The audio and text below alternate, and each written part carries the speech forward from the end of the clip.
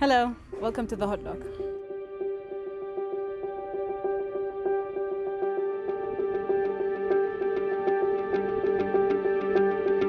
As we've seen, COVID-19 pandemic has changed our world completely.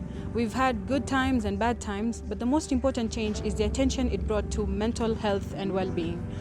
People in the world started to pay more attention to mental illnesses and mental health as more individuals started seeking their treatments and mental health. Even in Kenya, we can tell that there is a lot more attention and recognition for the need of implementing these mental health services. But however, these implementations, as they continue, the common citizen is yet to access nor afford these treatments. So what do? BSI Moi chapter, in collaboration with medical psychology students from Moi University, came up with the group therapy project. The project's intention was to impart basic mental health education to a group of women who at some point in their lives lived in the streets or come from low socio-economic groups. We reached out to Beruham organization, which was once Oscar Project Center.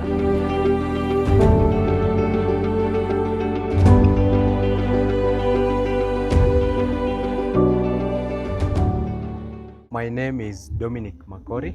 I'm the program manager for Beruham organization. Beruham is a community-based organization that was registered in 2015, and basically we have our team lead, who is Madam Director. Her name is Yuka Bethowino, who is the founder of this place, and is the vision bearer.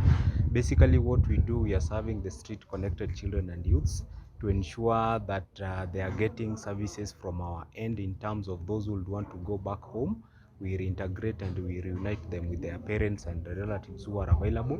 And then for those who would want to be taken to school, what we do, we take them in and we have a transitioning center. So when we are running a transitioning center, we take them through rehabilitation curriculum, and after a while, let's say a month or two, depending with the severity of drug and substance abuse, we now take them back home or we link them to education, depending on which kind of education system, because we have those who again would want to join vocational training centers for them to get knowledge and skills from that end.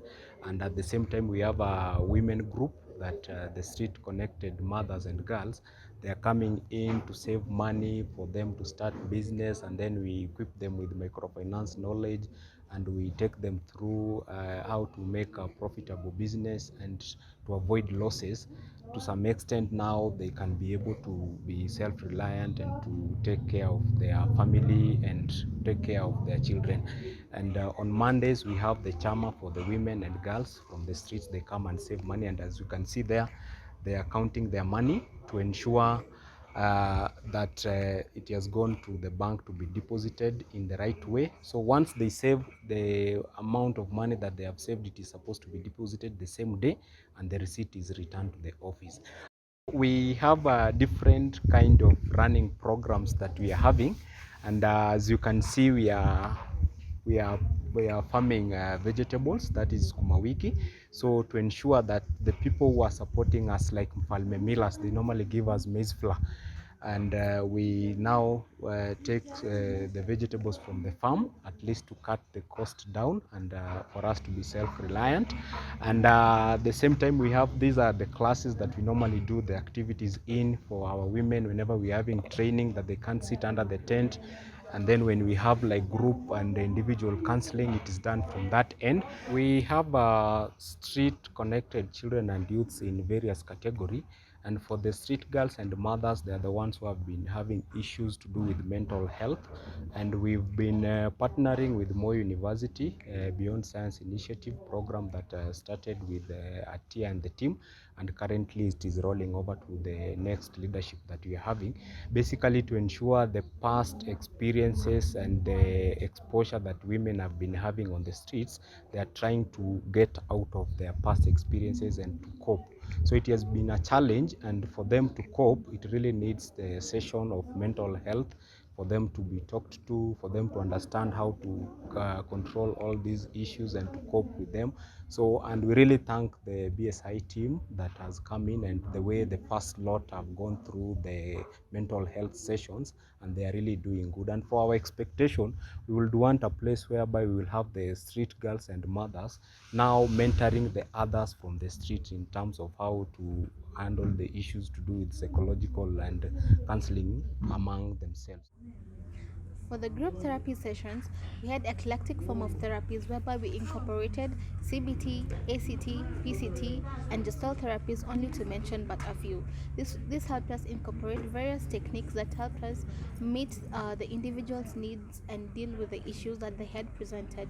The techniques included empathy, congruence, unconditional positive regard, non-judgmentalism, and even assigning them homework assignments. This helped personalize the treatment and help them conceptualize the ideas that we had taught during the therapy session. Um, uh, for the first three sessions, Dr. Linda Chuma, our clinical psychologist, guided us through the sessions, and we took over for the remaining 9 sessions. And our sessions were semi-structured, which consisted of the initial phase of the session, the middle part, and the final part of the session. After the group therapies, we had individualized therapies, whereby individuals who were not free to open up during the group session, individuals who had scored highly on suicidal ideation on the PHQ-9, as well as those who had scored highly on the CAGE-4 test, were able to talk to us as therapists directly. For the evaluation tools, we had CAGE, PHQ-9, GAD-7, and CAGE tool that helped us assess the mental health and well-being, assess the severity of the symptoms, as well as monitor the outcomes after the 12 sessions. Okay, kwa majina naitwa Becky Ogara, na mimi ni mmoja wa wale wenye niliattend hiyo mental health program, na pia mimi ndo niliteuliwa kama leader wa hiyo mental health program, na program ilikuwa mzuri, sikuwa na shida yoyote. Na kupitia hiyo program, tulikuwa na mama wengi ambao ni street ladies, ambapo walikuwa wamereform, but walikuwa wamereform kutoka kwa hizo drugs addict like pombe hizo. But kupitia kwa hiyo program, at least kuna wale wenye walichange, yani niseme tu wote walichange, because wakati by the end tulimaliza hiyo program, wengi walikuwa wameachana na mambo na pombe, na wengi walikuwa wana behave vizuri, ukikompea na venye walikuwa bado hawajaingia hiyo program. Na wengi tumekuwa nikiwafuatilia because nilikuwa leader, so nimekuwa nikiwafuatilia azina communicate nao kwa simu, na wakumbusha venye tulikuwa tunasoma, na wakumbusha venye tunafaa tunaishi. Na most wengi wenye walikuwa wako married, unapata most wenye walikuwa wanapenda kupigana na mabwana zao wanakosana. Hiyo program pia iliwasaidia because tulisoma vitu mingi venye unaweza jicontrol, mambo na hasira maybe kwa nyumba, vitu kama hizo.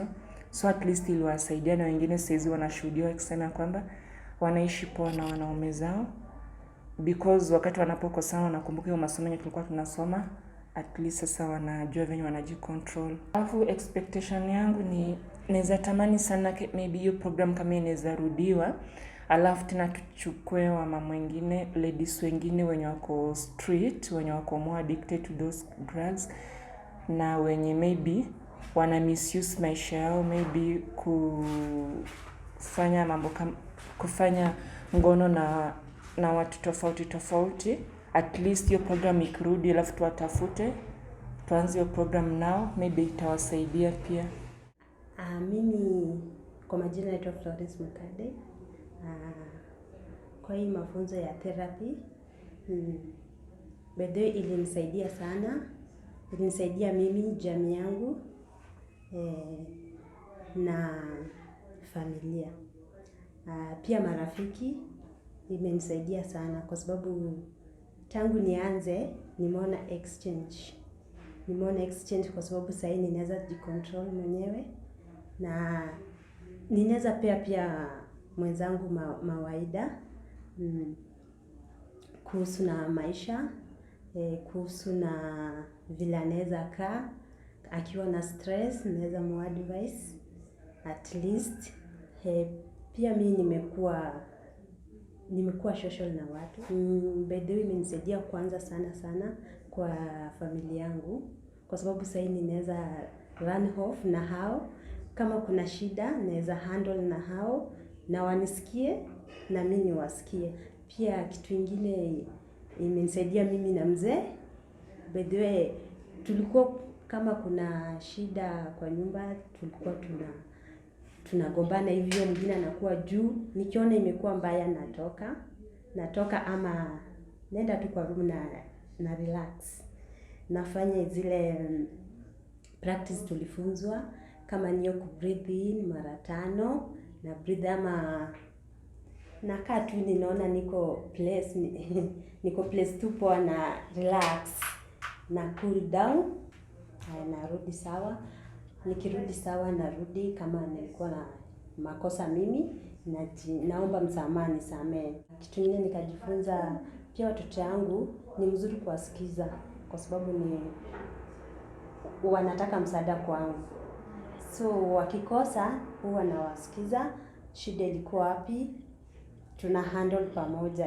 Brother yangu by the way anatumia drugs, anatumia bangi. By the way ilinisaidia, nilikaa na yeye chini, nikaongea na yeye. Hata kama si rahisi hivyo, kuna vile unaenda, si uende direct kumface, kuna vile unaenda tu unamuongelesha. Hata kama si mara ya kwanza, unaenda hivyo polepole hadi mwenyewe atajiamulia, si mimi nimwamulie. By the way nilifurahia, hata Said tuliongea na yeye, alirudi ameenda course. Nafurahia sana yako Tumaini, nafurahia sana. Kama si hapo ninajua vile nilikuwa hapo mwanzo singe make na angekuwa penye yako. Sino imenisaidia, nimefurahia. Hata saa hii niko job na nina handle customer. Okay, majina yangu naitwa Purity Wangoi. Na mimi vile program mimi ilinisaidia sana. Sababu mimi nilikuwa silo wa take drugs. Hata sikuwa naweza kusimamisha ndoa yangu.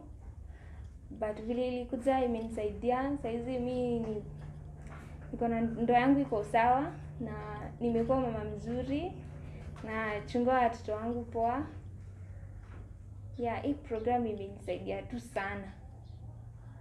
Na ningependa pia kuna wale wenye hawakusoma pia ikam tena na isaidie wengine pia wabadilishe maisha kama mimi. Mimi venye nilisikia kuna hii masomo, kwa sababu venye maisha yangu ilikuwa kuna venye nilikuwa natarajia at least hiyo masomo itanisaidia mahali. Na venye nilikuja hiyo masomo yenyewe ilinisaidia mahali. Hiyo masomo ilinisaidia hapo kwa kulea watoto. Hiyo masomo imenisaidia sana kabisa. Sasa nalea watoto wangu vizuri, nakaa nao vizuri, na waelewa, wananielewa, kitu kama hiyo. Tunaelewana na watoto wangu.